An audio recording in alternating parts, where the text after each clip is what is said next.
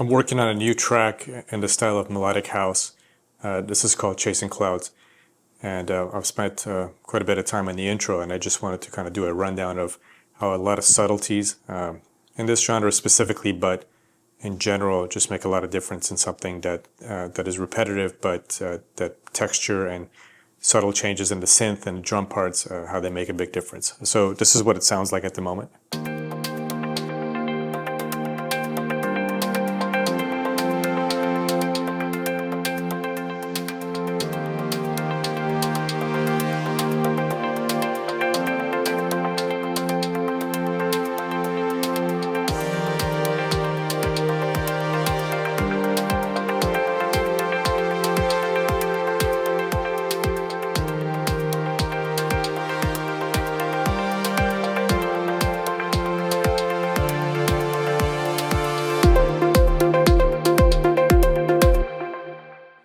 So there's three main parts for this intro section.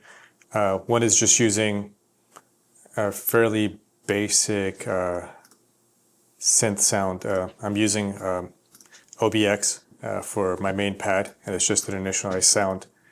And I don't really have much going on here. It's a very simple sound. So by itself, without any of the effects, it just sounds.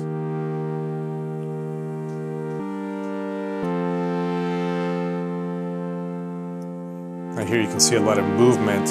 So I've got the filter frequency going for one thing. I've got the filter envelope affecting it a little bit of vibrato depth, and just some subtle detuning to just get it to sound like it's moving. These are a lot of subtle things, but as the song progresses and as you build parts, these subtle movements make a big difference. In addition to that, I've just added one of my favorite reverbs, which is Native Instruments ROM. So here's without it, here's with it on. So you can already hear it's giving it a lot more character. Obviously the decay is longer, and so you're starting to get a deeper sound. And those effects, you can hear it more with that reverb.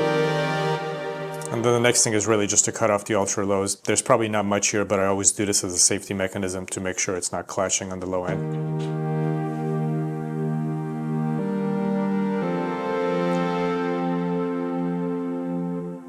So that's really the main pad part for the intro. And again, those movements make a big difference. The other part is this, it's an Omnisphere preset. By itself, it sounds like this with this part.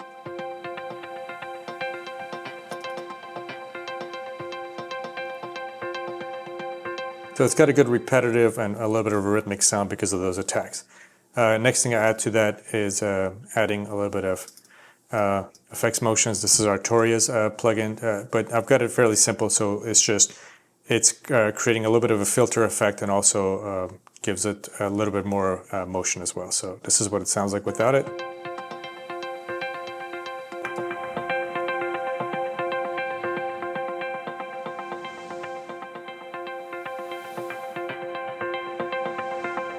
So risers, just an overall effect, and then a big thing with this is going to be the cutting off a lot of lows and highs to get it to blend in better.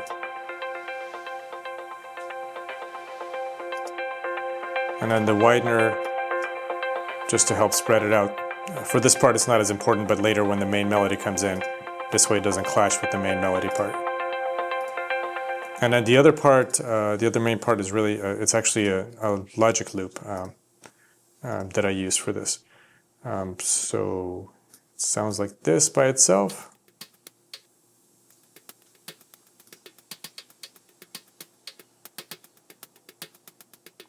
So I just want to get some click sounds with this, and then added to this a tremolo effect and also a beat breaker effect. It just gives it more movement and cuts off some of those, makes the rhythms a little bit more distinct. And then in addition to that, on the buses, I have some reverb. This is Valhalla's Vintage Verb. I also have some compression. This is the Lindell 35. Make it a little bit more even. And then the third bus is for Chroma Glow to add a little bit of subtle distortion. It's super subtle. but it helps cut through. So a lot of small little effects happening, and then in addition to that, just some very simple like risers in the effects section, just to give it overall some more movement. I think these are fairly simple.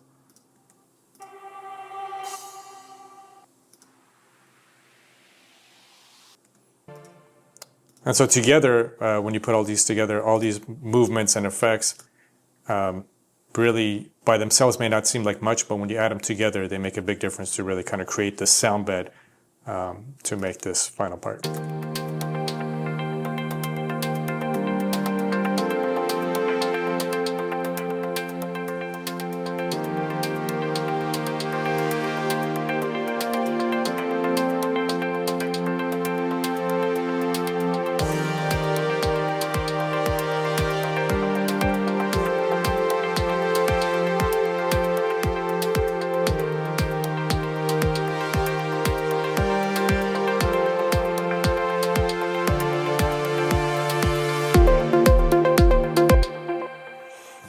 Anyway, just a quick rundown of this pending song, and a lot of what I've learned over the years is just, especially you can have a complicated parts and that can work well or can clash with each other, but a lot of these subtle things, especially when you're creating sound beds, make a big difference in just songs sounding interesting as repetitive parts are happening.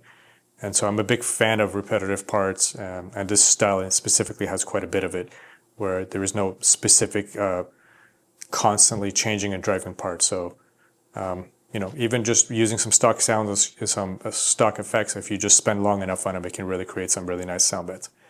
Anyways, hope you enjoyed it. I'm hoping to finish the song up fairly soon. It's called Chasing Clouds. Thanks for watching.